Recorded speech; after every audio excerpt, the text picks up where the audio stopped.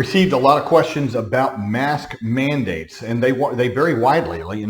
Vary widely is what I said.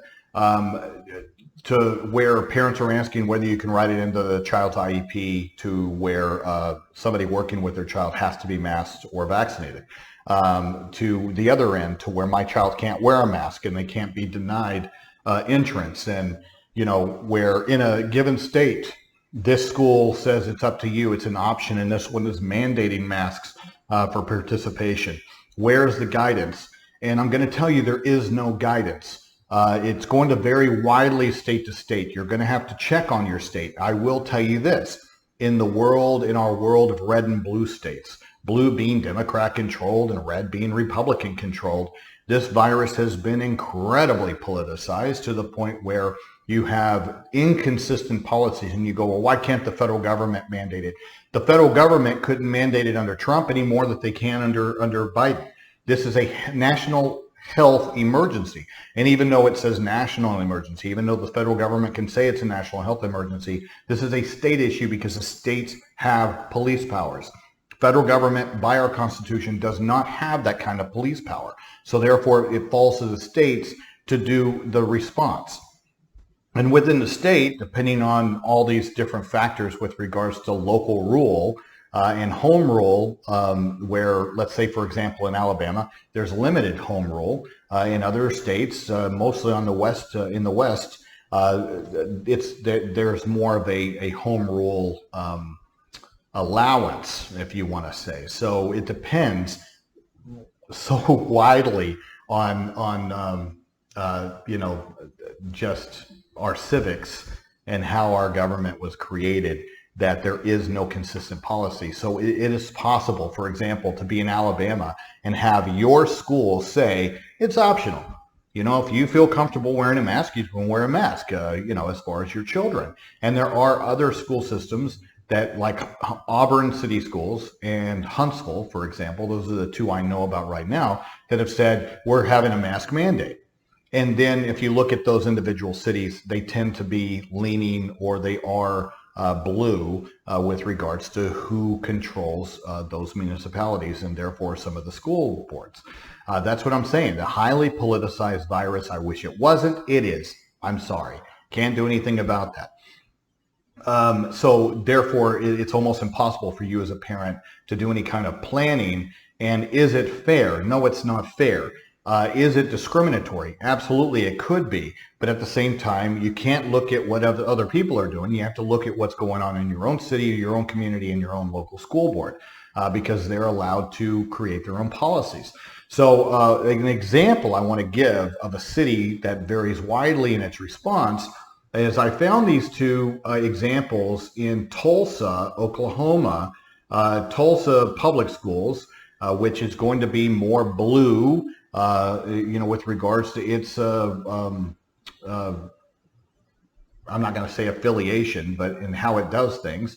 The state of Oklahoma prohibited, the masking and vaccination status. So what are they doing, outside of any kind of state health order from the governor? Okay, there is no state health order from the governor, which means that the school can't make their own policy.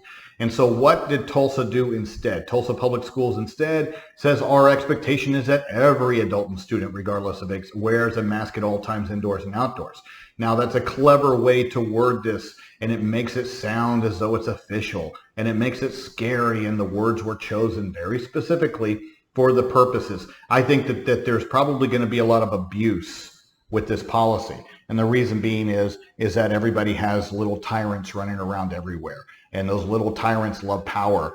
And they are going to misread and misapply that policy. And I see a lot of problems with kids that can't wear masks, to where, there's going to be some mistakes made on the part of other adults in their interpretation and their application of that ambiguous policy, to where it sounds as though it's a mandate, but they can't mandate it.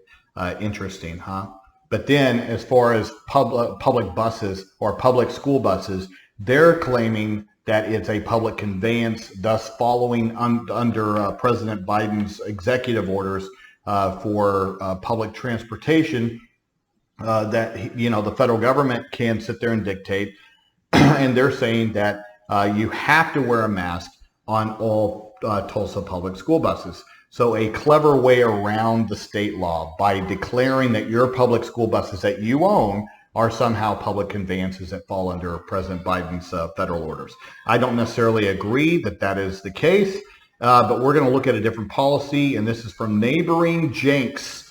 In their bus policy, if you look at it, down at the bottom here, is that buses will run as normal, and in-person learning, then we'll have extra masks and hand sanitizer, and they'll be clean and disinfected. So Jenks does not state that their own public school buses fall under the purview of the federal order. So you see where there's an inconsistent application depending on how they wish to interpret it, and so forth and so on. And then there was one more with regards to the masks there in the Jenks schools, to where it cites what the state law is that is restricting them from mandating masks in schools unless a state of emergency is declared by the governor, and that has not happened. Okay, so in their policy, they're saying that masks will be optional, and that state and local health departments and the CDC recommend wearing them. So you see where they state why they can't mandate it. Then they say that it's optional for the students, employees, and visitors. And then it says that, hey, the CDC, state and local health have recommended wearing them. So they're stating all of that, providing people information and giving them options, and letting people sort of make these decisions for themselves and for their children, and not mandating them like Tulsa is attempting to do, even though they can't do it. So you see where you have two separate policies where there's just a line drawn from one side of the street to the other. Two totally different policies, two totally different applications. One thing I do want to touch on is that learning options, guys. You know, Jenks is providing in-person learning, but then they're also providing virtual options for families. I have heard that there are some schools that are not doing that this year, like not, you know, I'm talking about across the country. And I'm telling you, they can't do that. They may tell you confidently that they can't, and I'm telling you that they can't do that. They've got to provide that, because you can't put the genie back in the bottle. We did virtual learning last year. And so therefore, there are going to be some children that require that in order to receive a free, appropriate public education. And I think that it should exist after the pandemic is over as another option for the IEP team along the continuum of alternative placements, which is least restrictive environment. I think it's very, very appropriate for some students. Hybrid models, I feel, are very appropriate for some students. So I think that since we explored that, and since we did that, and with some kids very successfully, then we should retain that as an option. And especially going into the fall, where looks like we're going to be doing this again, and in some states we won't. In some states you really will. They're probably going to shut down again. You know, but this year I find it's going to be extremely inconsistent, because I predict the red states will not do what the blue states will do. If Trump was reelected, it would have been reversed, in my viewpoint, or taken to more extremes. Political. It shouldn't be. It is, unfortunately, which means that you as an individual need to pay more attention, not get suckered in by the propaganda and the media, and look at the real data.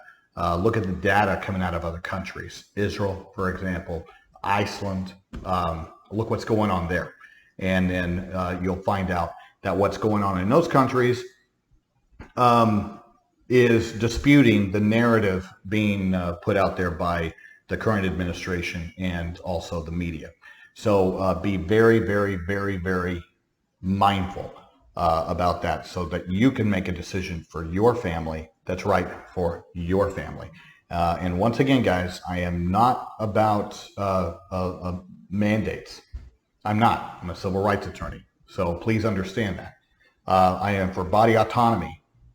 I am for medical privacy of records. Okay, I am for options for people. Why is that? Because the majority position, and I don't care if it's the mob, the majority position tramples on minority positions. Where do a lot of my clients fall all the time? They fall within that minority position with no voice, because the mob especially doesn't care. They don't look at different circumstances. They just don't. They're unable to look at other circumstances. Not when they're frothy and frenzied and scared. That's the worst possible mob, and that's what's going on right now. We've had to suffer through that mob over the past year. Some of you are part of that mob. Yes, and I'm not going to apologize for it, guys. You're wrong. You're wrong for overreacting and for reacting in such a heinous way, to where threats and force are your tools that you're okay with. Those pendulums swing, guys. You don't want to be the one pushing that pendulum, because at some point it's going to swing back. I am a student of history, and there has never been a time when forcing people and threatening them has ever produced the result desired. That's not how human beings work. You should know better. And if you don't, calm down and do some research. I protect the minority position. I protect choice. I protect options. A one size does not fit all.